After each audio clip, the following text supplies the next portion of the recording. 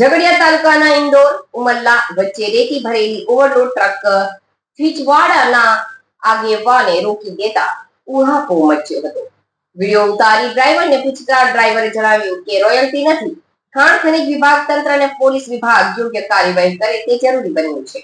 ઝઘડિયા તાલુકામાં બેફામ રોયલ્ટી વગર અને ઓવરલોડ રેતી ભરેલી ટ્રકો ચાલે છે, જેમાં પાણેથા ઉમલ્લા વચ્ચે વધુ પ્રમાણમાં રેતીની ટ્રકો ચાલે છે.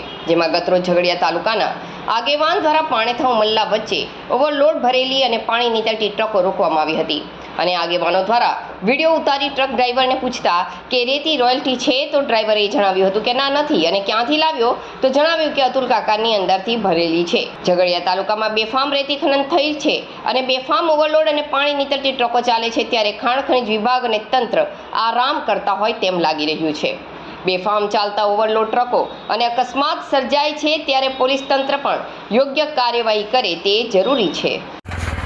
આ બાજુ તારી પાસે છે રેતી રોયલ્ટી છે? રોયલ્ટી છે. કોની માંથી ભરી છે?